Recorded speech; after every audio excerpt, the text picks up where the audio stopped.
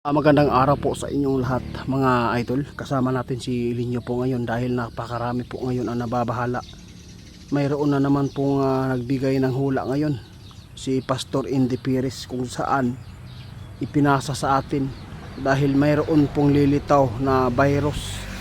Talagang parang nag-coincide ito sa hinulaan po ng manghuhula na manggagamot din na babae, kung saan ipinapaabot po niya sa June 1 yung bakterya sa tubig, virus na magkakaroon. Lahat ng tubig magkakaroon daw. Kaya panoorin po natin mga idol, dahil pati ako ngayon nababahala kasi nag-coincide po ang mga ipinapaabot po ng mga taong to. Kaya nakakabahala na po ito mga idol. Itanong po natin kay kaibigan ninyo. Kaibigan, napakarami na po ngayon ang kababalaghan po na ipinapaabot sa social media. Ano po ba ito katotoo? Talagang magkakaroon talaga ng virus? Para nagka-coincide po yung hula ng babae.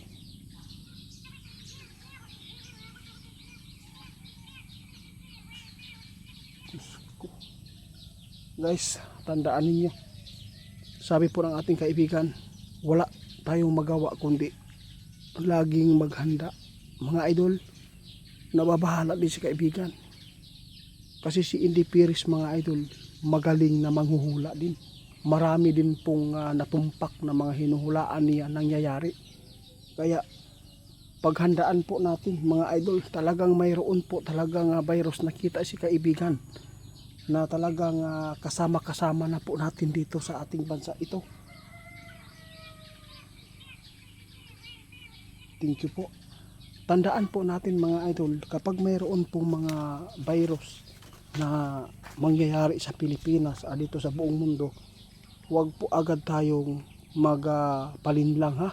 O baka matulad tayo noong COVID, yung vaccine na nangyayari.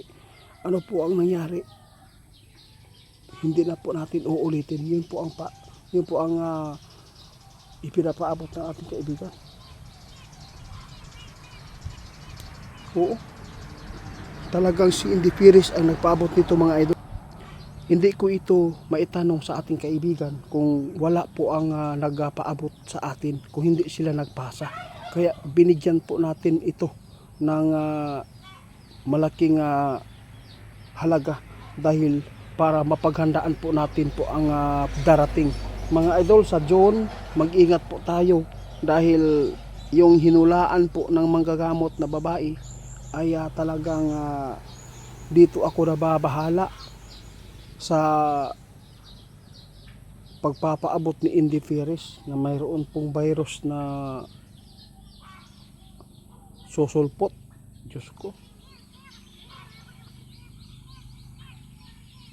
Oo nga, totoo yan.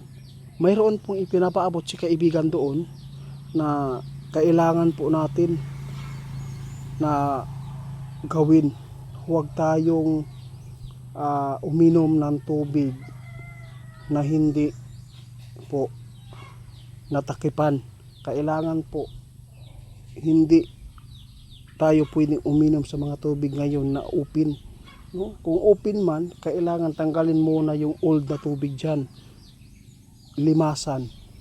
Para yung maipuli anak na tubig pwede na hinlo na. Salamat ninyo. Salamat po sa mga nagpaabot sa amin sa mga impormasyon na ibinigay po ninyo ngayon patungkol sa mga hinuhulaan ng mga nagpapaabot dito sa social media. Salamat. Guys, paki-report ni Ghost Hunter 88 fans. Scammer po yan. Fake account po yan mga idol sa Facebook page. Maraming salamat. At mayroon din siyang TikTok.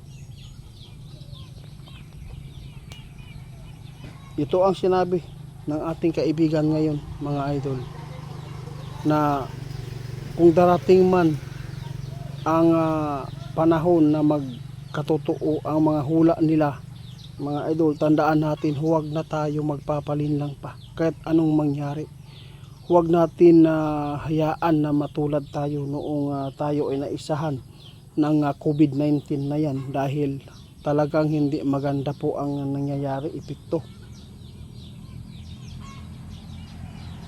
Huwag daw tayo matakot mga idol sa virus, basta malinis ka lang, sabi ng ating kaibigan. Kailangan po maging siya tawag ani, malinis lagi.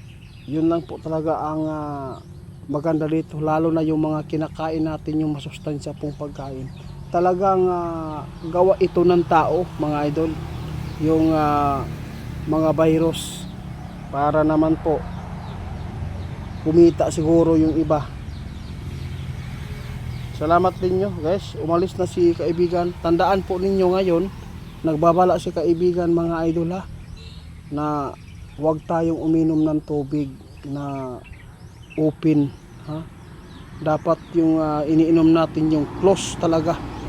Hindi po natin hayaan na masidlan ng lamok, masidlan ng maihian ng daga.